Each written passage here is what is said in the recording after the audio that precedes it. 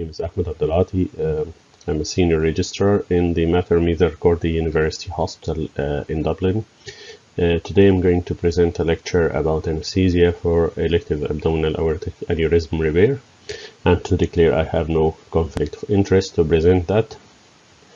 Today I'll be speaking about the elective AAA repair, and in the next lecture we will be speaking about the EVAR and the ruptured AAA. So to start with definition, incidence and mortality. So aneurysm is a Greek word which means dilatation or widening. An aortic aneurysm is a permanent dilatation more than 30 mm in a way along the aorta. The incidence is 10% in males and aged 65 years old, and 3% in females aged 65 years old. Mortality for open elective repairs is 1 to 6%, and for ruptured AAA it's 1 in 200 deaths. Surgical mortality ranges between 32 to 70% or 50% in different sources. 42% die before hospital within 1 year. It's closely linked to the degree of hypotension, massive blood transfusion, and cardiac arrest, and that will be the part will be talking about resuscitation of that ruptured AAA. The etiology is there is positive family history, and it's more in males more than females. However, when it happens in the females, there's higher risk of rupture and higher mortality. Is more common in Caucasians than in Black and Asians. Atherosclerosis is the most common cause. Smoking is the most important modifiable risk factor in the formation, progression, and rupture risk. Other causes like Marfan's syndrome, TB, Salmonella, and Takayasu disease. The pathophysiology. It's an inflammatory process that leads to breakdown of the elastic elements and of the blood vessels, leading to increase in the protease activity and the formation of mayoral thrombus in the arterial wall, and as a result of that, plasminogen activation, which leads to expansion and eventually rupture.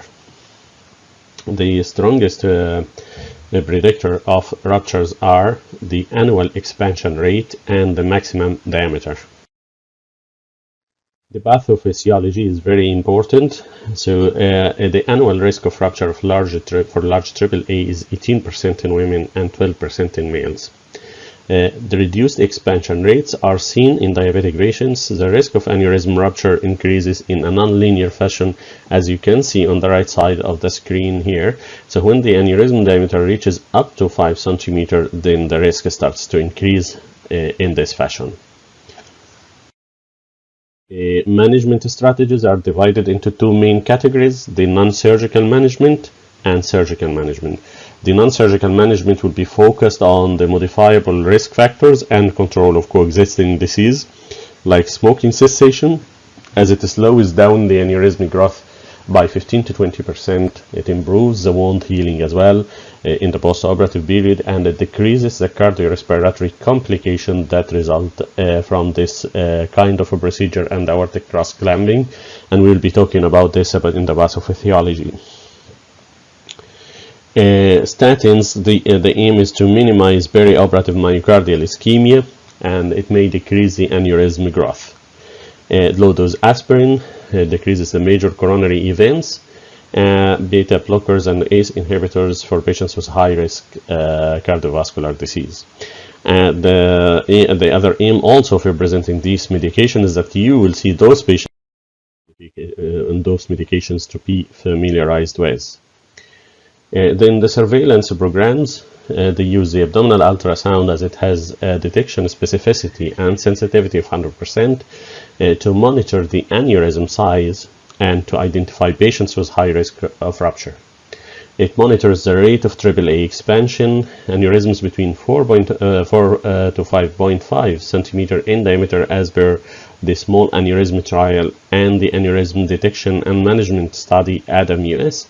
They have less than 1% annual rupture rate, and as a result of that, there is no need for surgery or surgery at this stage will not add any improvement in mortality. Then surgical management. The aim of the surgery is to replace the aneurysmal segment of the aorta with a synthetic graft.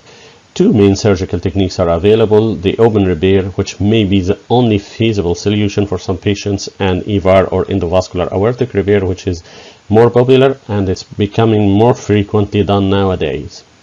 The choice of the surgical technique depends on the aneurysm morphology, the site, shape, angulation, involvement of renal arteries, and the size of the iliac vessels. I'm involving that for you to understand how the surgeons decide and how complex the aneurysm may be, and that will make a different decision for the kind of surgery. The other factors are the comorbidities that the patient have and the age. So the next question is EVAR versus open repair. This is usually a matter of conflict and debate between the surgeons and between the intervention radiologists. So in Ireland here, it's always the EVAR is always done by the vascular surgeons. In the UK, EVAR is usually done by the intervention radiologists, and differs in many countries of the world. So it's always a matter of debate, EVAR versus open, and you will be seeing that in the practice. So the EVAR 1 trial here was published in the Lancet in 2016. They followed 17,000 patients for 13 years. The conclusion of that trial was at 0 to 6 months, patients in the EVAR group had a lower mortality than in the open AAA repair. But beyond 8 years of follow-up, the open repair had a significantly lower mortality. So you want to say that the overall benefit is for the AAA repair, and this study was done in the UK. So also the increased aneurysm related mortality in the EVAR group after 8 years was mainly attributable to secondary aneurysm sac rupture. Those complications of the EVAR stent you will see along the course, they usually have a lot of complications. They have a lot of endoleaks. You will have EVAR stent inserted, and then you will have the complication of the EVAR stent again, and they will need an emergency repair. So put that in mind as well. They found also the increased cancer mortality was more in the EVAR group. But another study was published in the JAMA in July last year, and also was published in Nature, to compare EVAR versus open repair as well, and the conclusion of that they studied 17,000 patients over 13 years. Conclusion was saying endovascular aortic repair was not associated with a difference in long-term survival during more than 13 years maximum follow-up. The reason for these findings will require studies to consider specific graft mix models, adherence to the instructions of use, and types and reasons for re-intervention. So they wanted to say that there is no difference between the EVAR versus the open repair, but you have to be committed to the manufacturer rules for insertion of the stents.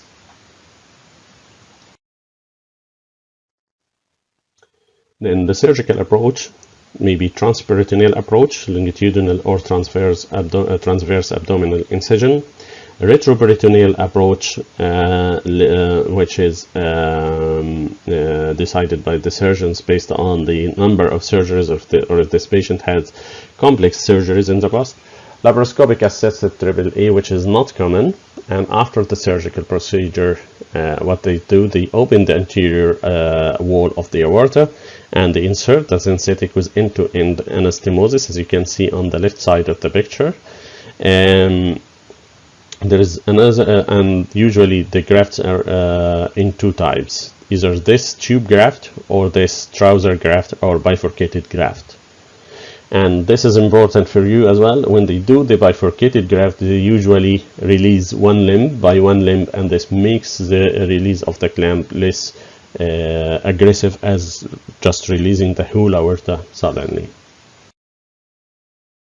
Pre-operative assessment, management, and investigation. So AAA surgery is a high-risk surgery in a high-risk population. AAA patients are commonly arteriopathies, and they have a lot of comorbidities like coronary artery disease, hypertension, cerebrovascular disease, smokers, peripheral vascular disease, COPD, diabetes mellitus, and chronic kidney disease.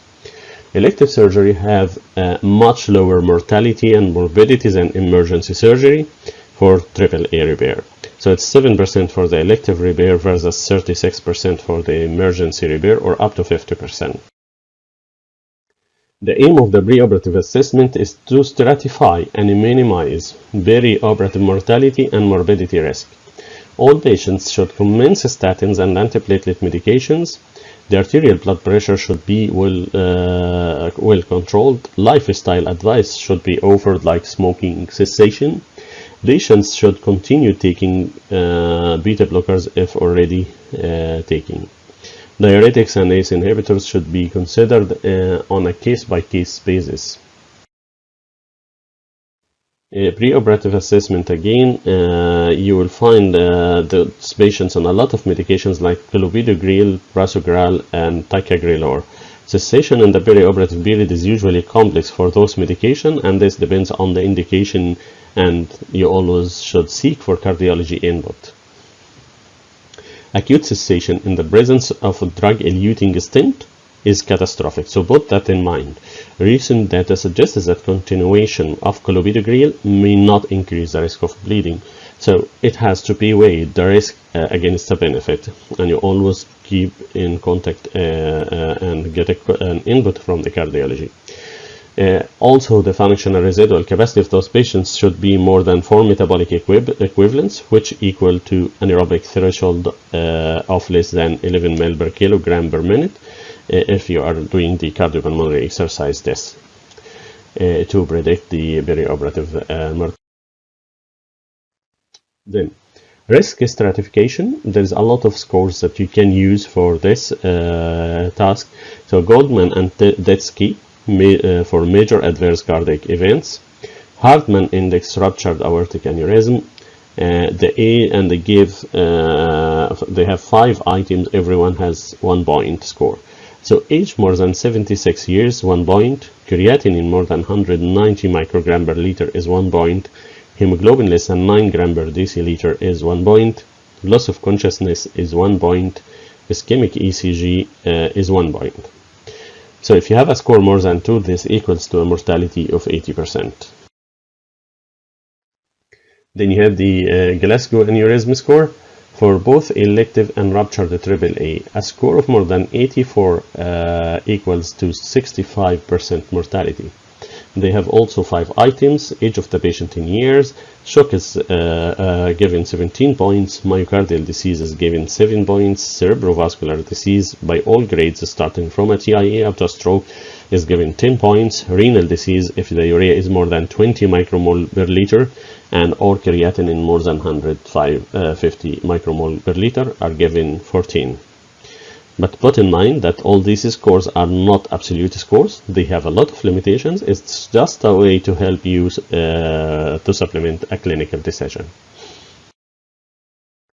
Then pre-operative investigations are normal as you do in every hospital, like full blood count, urea, electrolytes, coagulation screen, chest x-ray, and ECG. Then, as per your hospital protocol, in my hospital we do echocardiogram and PFTs for every patient doing this operation. Other cardiac investigations include cardiac catheter and dobutamine stress test. The aim for cardiology referrals are to optimize those patients and to decide if they need coronary revascularization before AAA. So put that in mind. What's your aim from the cardiology referral? It's not just a referral. You are referring to get an opinion. So patients with COPD as well will benefit from regular nebulizers and chest physiotherapy.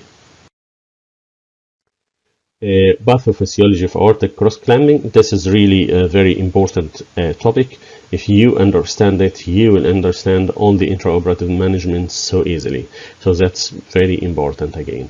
Aortic cross-clamping causes profound physiological and pathological changes. It causes also release of anaerobic metabolites into the circulation, and it causes end organ ischemia. On clamp release, you have release of anaerobic metabolites into the circulation, a second sequence of physiological and pathological disturbances.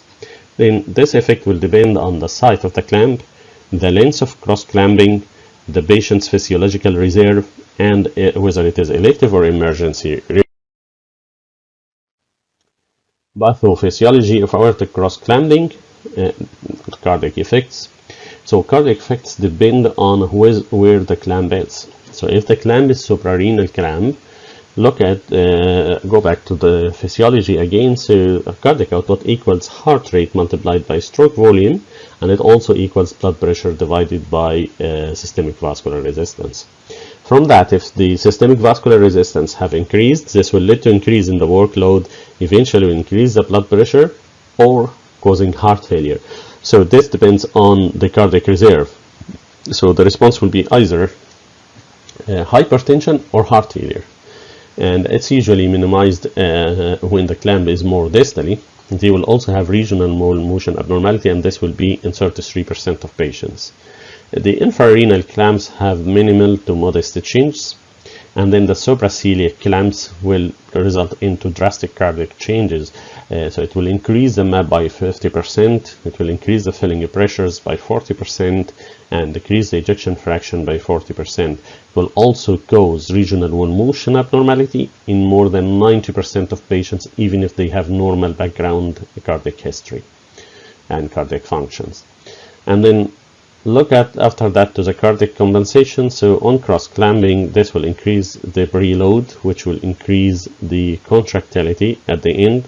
By Frank Starling law, increasing the preload increases stretch, eventually leads to increase in the contractility. And sympathetic tone will increase the heart rate and blood pressure, and this will eventually increase the contractility as well. What are the therapeutic aims of these cardiac effects? So you understand what happened, and you understand your therapeutic aims. So your aim is to reduce the afterload and reduce systemic vascular resistance, and this can be achievable via vasodilator drugs. You can do this also by anesthetic agents if you deepen the level of anesthesia, or regional anesthesia if you have an epidural inserted in. You can use J2N or sodium nitroprusside as vasodilator drugs. Increase contractility using inotropes is your second aim, and this can be achievable via adrenaline or dobutamine. So you need to have a central line. But put in mind that increasing the contractility will be on the expense of the oxygen, the balance between the oxygen supply and demand. So your aim here is to decrease the oxygen consumption and increase the supply. And this can be achieved within the autoregulation limits through vasodilator drugs that increase the coronary blood flow and aims to make redistribution of blood from the epicardium to the subendocardium and increase the inotropic effects. And at the end, this will decrease the left ventricular in systolic volume. So what is the role of the venous system as well? So on cross-clamping, this will lead to this decrease in the distal arterial blood supply, which will decrease the venous return and emptying the venous system. This will eventually lead to decrease in the compliance of the vessels because it's empty. And according to Laplace law here, if you look at this vein here, that's just a shape for the vein, and the diameter will be decreasing when the vein collapses. The wall tension will be increasing, and this will increase the pressure according to Laplace law here. So P equals 2T over R. So the radius will decrease and the tension will increase. The net result of that is an increase in the central venous pressure. And if you're doing transesophageal echo or having a Swan-Ganz catheter, you'll find an increase in the pulmonary capillary wedge pressure as well. During infrarenal clamp, the redistributed blood pools in the compliant splanchnic circulation, and that's one of the other effects. So the blood is redistributed and back into the splanchnic circulation. This causes as well swelling of the viscera, and this will cause abdominal hypertension and increase in the possibility for compartment syndrome. So this is one point for you to focus on the post-operative care. So if you understand the pathophysiology, you'll be able to do the intraoperative management and the post-operative management. So the net effect depends on the sympathetic tone, the anesthetic technique you are using, and vasopressor agents. The anesthetic technique will differ if you're using only general anesthesia or if you are using epidural as well. So epidural will cause vasodilatation, and this will increase the redistribution of the blood in the splanchnic circulation. In the renal effects due to the cross-clamping, the kidney requires constant perfusion pressure, which is regulated by the afferent arterioles of the kidney and the humoral factors. Renal vessels can be affected by aortic cross-clamping. Either it is suprarenal or infrarenal, so both will affect the kidney. For the suprarenal clamps, this decrease the renal blood flow up to 95% will cause acute tubular necrosis, plus minus the possibility for CRRT in the post-operative period. The risk factors for this include the length of cross-clamping, the pre-existing, or if there is a pre-existing chronic kidney disease, age of the patient, and if there is diabetes mellitus previously. For the infrarenal clamps, this will decrease the cortical blood supply, and this eventually results in decrease in the GFR and decrease in the urine output. Decreased GFR in 67% of patients happens. Decrease in the renal plasma flow happens in 48% of patients. This reduction is maintained for 6 months post-operatively, whatever if the urine output is good intraoperatively or not. The reflection of what happens. Then the spinal cord ischemia, also the spinal cord perfusion depends on the mean arterial pressure and the spinal artery minus the CSF or venous pressure, whatever or which is higher. On cross-clamping, the anterior this decreases the anterior spinal artery pressure, leading to venous engorgement, which decreases the effective perfusion pressure, and this increases the risk of ischemia as well. So to understand this as well, you have to look at the anatomy of the spinal cord and how it is supplied by blood. So it depends on collaterals for perfusion, and the main collateral branch here is the artery of Adam-Quicks, and this artery, you all know that it has variable origin. So it may arise from the level of T9, T12 in 75%, or L1, L2 in 10%. So that's distal origin, or it may arise from a proximal origin T5 to T8 in 15%. So the distal part of the spinal cord perfusion will depend on the origin of the artery of Adam-Quicks.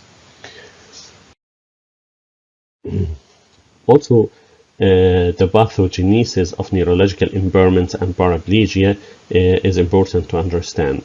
Hypoxia and reperfusion injury and the free radical production locally are the main risk factors for developing the paraplegia and neurological damages.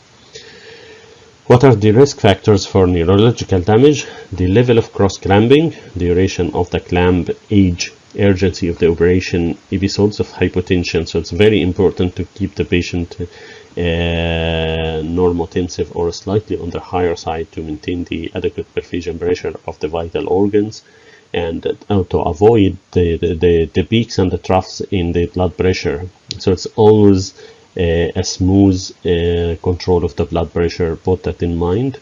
The aortic dissection, if it happens as well, and this may happen on applying the aortic cross clamp if the blood pressure is high, or it may be part of the complication of the aneurysm.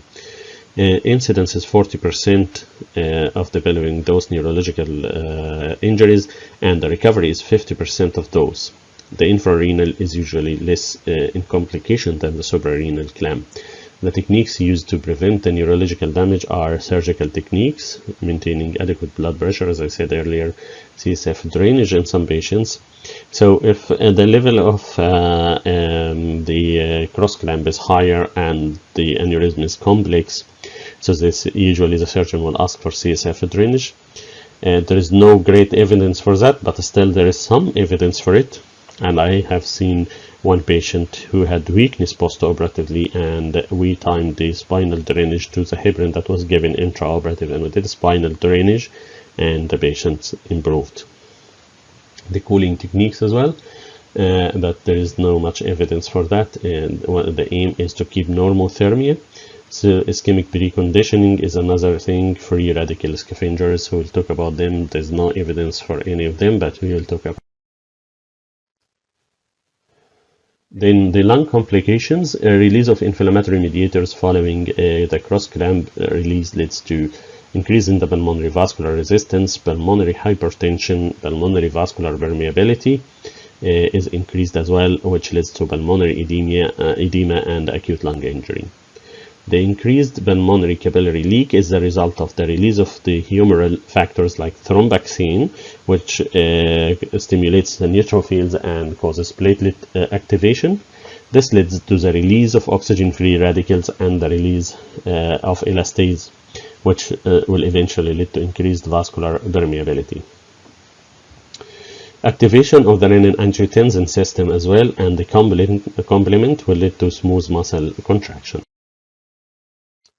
Then the visceral effects. The mesenteric vessels are affected by the cross-clamp, leading to vessel ligation, reduced or altered blood flow, and temporary occlusion. The bowel can be affected whether the clamp is supra or infrarenal. The most common site of clinical ischemia is the descending colon supplied by the inferior mesenteric artery. The mortality is 50% as a result of the bowel ischemia. The altered blood flow to the gut can be caused by patient factors or operative factors. The patient factors are usually hypovolemia, so it's very important to keep normovolemia. So normovolemia, normotension, normothermia, put all this in mind. The arrhythmias and the decreased cardiac output as well, and operative factors are related to emboli or thrombosis. In the systemic effects, the cross-clamp will result in the anaerobic metabolism, ischemia, and even necrosis. This results in the buildup of anaerobic metabolites such as hydrogen ion, ADP, potassium, adenosine, hypoxanthine, xanthine oxidase, and purines. Upon clamp release, this will lead to these anaerobic metabolites will enter into the systemic circulation, causing vasodilation and cardiac dysfunction. The combination of hypotension and cardiac dysfunction will lead to cardiac arrest. So once a cross clamp happens, you always work for the point you will reach to the declamp and release of the clamp. So you have to work on improving the fluid status of the patient. Your patient has to be normovolemic. Your blood pressure should be on the higher side or as the baseline of the patient to keep it within the baseline before induction, to keep it within the autoregulation limits, and avoid peaks and troughs in the blood pressure, avoid tachycardia, avoid hypertension, avoid hypotension. All these are very important, and if you usually done them very well, your declamping will be smooth and you will not have drastic changes in the blood pressure or severe metabolic acidosis as usually happen. The level of the clamp will determine the risk factors for reperfusion syndrome. So duration of the clamp, hypovolemia, comorbidities, emergency surgery, and age of the patient, all these are determinants for the risk factors of syndrome. And again, to start intraoperative management, you have to prepare before you start. The most important thing you need to prepare is your emergency medicines, as you can see from the right side of the patient. And if I have the time, I will mention them by one by the concentration. These are really very important. If you have them, you are safe. So do blood cross matching, emergency drugs, as I said, induction drugs, vasopressors, and inotropes for the infusion intraoperative, setup of invasive and non-invasive monitoring, rapid infusion device, and the fluid warmers, warming blanket, infusion pumps, and for the inotropes and cell saver if you have. The conduct of anesthesia, you start by monitoring.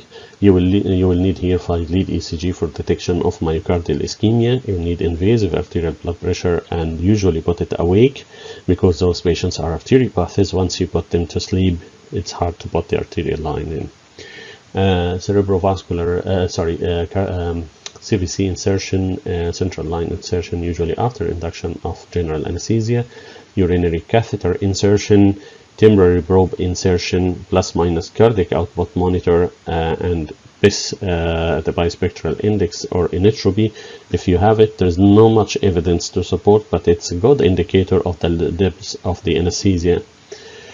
Also insert 2 large bore IV cannulae before induction of anesthesia. And come to the anesthesia and analgesia. So anesthetic management focuses on acute hemodynamic changes with aortic cross-clamping and unclamping, as I explained in the pathophysiology, maintaining organ perfusion and oxygenation, attenuation of ischemia reperfusion injury, intra and post-operative analgesia. Thoracic epidural catheter is usually placed at the level of T8-9 at the level of the upper part of the incision before induction of anesthesia. And then induction of anesthesia, you have to do adequate pre-oxygenation, use high-dose opioids to depress the vasopressor response and to minimize the tachycardia and hypertension, small dose propofol or midazolam just to avoid any sudden drop in the blood pressure, avoid massive swings in the blood pressure, and then muscle relaxants, antibiotics before skin incision. And then for the maintenance of anesthesia, you need mixture of inhalational oxygen, air, gases for the maintenance. Analgesia can be maintained by either the epidural, but use a small dose of the epidural to avoid the drop, or small concentrations to avoid the drop in the blood pressure. You need to have, or the other option will be the balanced opioid technique, either remifentanil infusion or morphine infusion. It depends on the availability and your hospital protocol. The surgeon will ask you to give heparin, and this usually 75 to 150 international units per kg IV before the cross-clamping, and the target ECT will be 2 to 3 times the baseline. The aim for that is to avoid any release of atheroscleromatous plaques into the circulation with the application of the cross-clamping. Then cell saver, if you have it, should be used to increase the autologous blood transfusion. Maintenance of anesthesia also, so you have to do serial EVG to check the respiratory and metabolic status of the patient. You need facilities for rapid infusion of warm fluids like level 1 fast infuser device. If you don't have it, you can insert a Vascas. You use it for 2 reasons: intraoperatively, just as a quick IV infusion access, and for post-operative, those patients may need the CRRT. Maintain normothermia, avoid lower body temperature during cross-clamping, so don't put the bear hugger on the lower half of the body, so this will be exposed to ischemia from the cross-clamping, and warming will maximize the neurological complication that may happen. So usually put the bear hugger on the chest and neck of the patient. Maintain the blood pressure with vasopressors if needed. GTN if hypertension occurs in response to cross-clamping, and the other thing you may use is to deepen the level of anesthesia. Target mean arterial pressure within the autoregulation limits. So if your patient is non-hypertensive, so check his baseline blood pressure measurement before you put him to sleep and keep it in the same level. In preparation for unclamping, so once they start the clamping, you start your preparation for the unclamping. You need to also always communicate with the surgeon. You have to understand at which stage he is. He has to tell you before applying the cross clamp, because you need to decrease the blood pressure to avoid any complications on the aorta like dissection. And also before declamping, he has to tell you by enough time, usually 30 minutes before release of the clamp, so you start on improving your fluid status by fluid loading, and you start weaning your vasodilator drugs and start titrating your vasoconstrictor drugs. All this is aiming for the sudden release of the metabolites into the circulation and sudden reperfusion of the two legs and pelvis, which will take big amount of blood pressure, so your patient will have drastic and sudden hypotension. So again, wean off vasodilator drugs if used, start vasoconstrictor drugs, usually noradrenaline in a small dose, and titrate up as needed. Repeat the EVG 10 minutes before declamping, so any change after that will be as a result of the declamping. Use metterminol boluses, phenylephrine boluses, ephedrine boluses. They have to be in your hand. Keep adrenaline infusion ready. Repeat EVG 10 minutes after declamping or after you stabilize your patient. Use sodium bicarb if cytotic with pH of less than 7.2. And from my experience, if you work it well enough before the declamping, you will not need the sodium bicarb. Then fluids, blood and blood products. Fluid loading during cross-clamping using crystalloids, and cautiously give colloids because they increase the bleeding tendency. In addition to their other side effects. Maintain your hemoglobin between 9 and 10 because they are mostly cardiac patients. Maintain CVB between 12 and 15. CVB nowadays haven't have a valuable measurement as it is the value for it is decreasing. Usually CVB is now replaced by the filling pressure or by the PPV, which is pulse pressure variation or stroke volume variation. If you have them in your device and you know the values and you know the limitations and you know when to use them and when not to use them, aim for less than 13%. This means your patient's adequately resuscitated. Blood products, fresh frozen plasma, platelets, cryoprecipitate, after hemostasis usually and removal of the cross clamp. You can use a thromboelastography if you have it in your institute. If you don't have it, continue resuscitation as per your protocol and consult hematology if needed. The organ protection, so maintain vital organ perfusion, oxygen delivery and euvolemia. Myocardial damage can be avoided by maintenance of oxygen supply. Adequate saturation is needed. Minimize demand by avoiding the increase in the heart rate and the drop in the blood pressure. Use vasodilator drugs to decrease the left ventricular end diastolic volume, which will decrease the ventricular wall tension, and this will decrease the force of contraction and improve the endocardial perfusion at the end. So for kidney protection, the main cause for renal complication is decreased renal blood flow, decreased renal perfusion pressure outside the autoregulation limits, increased renal vascular resistance by 30% associated with aortic cross-clamping, the release of myoglobin into the circulation from ischemic tissues, which will lead to decrease in the local nitric oxide release, leading to acute tubular necrosis. Also, the ischemia reperfusion injury is a second factor.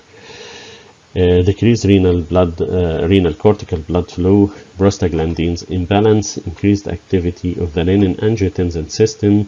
Intraoperative urine output doesn't correlate with the degree of decreased GFR, as I mentioned before. The rates of CRRT are similar with suprarenal and infrarenal cross clamps. There are several drugs that were used in the past, like dopamine, N-acetylcysteine, mannitol, and furosemide. All of them have no benefit. So the post-operative complications are divided into respiratory complications, and this represents 8 to 12%. Pneumonia, 5% of patients, atelectasis, respiratory failure, thromboembolic manifestations, cardiovascular complications are 15%, between ischemia, infarction, and 2 to 8% arrhythmias. Cerebrovascular complications represent 1 to 2% in the form of cerebrovascular disease, 1 to 2%, carotid insufficiency, cognitive impairment, confusion, and delirium. And then renal complications 5 to 12% in the form of AKI or ATN or CKD or renal vascular injury, or the requirement for hemodialysis. This happens in 1 to 6%, or the ureteric injury, this happens in less than 1%. Neurological injury, spinal cord ischemia and paraplegia are common side effects of the cross-clamp. GIT, bowel ischemia, and acute compartment syndrome. So you have to look after these complications in the post-operative period. Surgical complications like bleeding, DVT, pulmonary embolism, wound, or graft infection. The post-operative management will be in the ICU mainly, or in the HDU if you have a well-established system. The epidural analgesia for post-operative pain control, early mobilization and physiotherapy after surgery, DVT prophylaxis, adequate hydration, elastic stockings, and heparin, close monitoring of the complications. Thank you. Thank you very, very much, Dr. Ahmed. Here we have some questions for you, if you don't mind. So the first question is, any evidence of mannitol usage for oliguria in this case? No evidence. No. I have said it. Okay. But the surgeons, always a battle between the surgeons. I worked with one of the surgeons here in Ireland. He's always asking for this, but there is no evidence to support that. The next question is there any rule for CP machine in decreasing the risk of SC and renal ischemia? What's CP machine? The CP machine rule in decreasing the risk of SC and renal ischemia. What's CP machine? What is the CP machine? Yeah, I don't know the abbreviation. What's the CP machine? What CP stands for? We are asking. So we forward this question to the question asker, and we now move to the next question. So there's a question on our YouTube channel. Is there any anesthetic consideration intraoperative to prevent or decrease the incidence of rupture of the aortic aneurysm? So those depend on your management and communication between you and the surgeon. As I have mentioned, you always communicate with them. So at the time your is a cardiopulmonary machine. CB machine is a cardiopulmonary machine, sir. As answered by Dr. Ahmed Ibrahim, one of our it is answer of one of our attendee, Dr. Ahmed Ibrahim. The abbreviation of CB machine is cardiopulmonary machine. I'm not aware about the cardiopulmonary machine that we use in intraoperative. What's a cardiopulmonary machine? Dr. Saad, if you know better. So they are doing some bypass. Not for this kind of surgery. We're talking here about infrarenal aortic aneurysm, not for this kind of surgery. Thank you, Professor Ahmed. Thank you. So back again to Dr. Hisham, what was the question again? The question is the anesthetic considerations to reduce the risk of rupture of the aortic aneurysm intraoperative. So number one, you have to have your cardiac blood pressures in the autoregulation limits. So in other words, if your patient look always to your patient background or baseline blood pressure before the start of surgery, and always achieve this. Number two, at the time of the application of the aortic cross-clamp, the surgeon has to tell you that he's going to apply it, and you have to lower the blood pressure a little bit. You usually keep the blood pressure on the higher side to provide adequate perfusion of the vital organs. So at this critical point, you have to increase the blood pressure to avoid the rupture of the aorta. So that's one of the things. And so the key role and the key concept in this is communication between the anesthetist and the surgeon. Thank you very, very much, Dr. Ahmed. This was all the questions for today. I would like to thank all the attendees, and of course, before this, all the lecturers for the 9th session of the MEGA online course. We have one more question. Is there cerebral protection during clamping and declamping, Dr. Ahmed? So the idea is to maintain again the auto-regulation within the limits, to maintain the blood pressure to the same level, the baseline of the patient. There was in the past the use of some saline and those kind of things. It's not doesn't have any evidence of support, and is not also the aortic surgery. It was planned for the carotid endarterectomy, but there is no evidence of support for this. It's all depending on maintaining adequate perfusion pressure and adequate normothermy, even more hypothermy. We have also one question from Dr. Ahmed Rabia. After declamping, do we use vasoconstrictive drugs or vasodilator drugs? So again, back to the pathophysiology, which I focus too much on it, because this will give you the answer.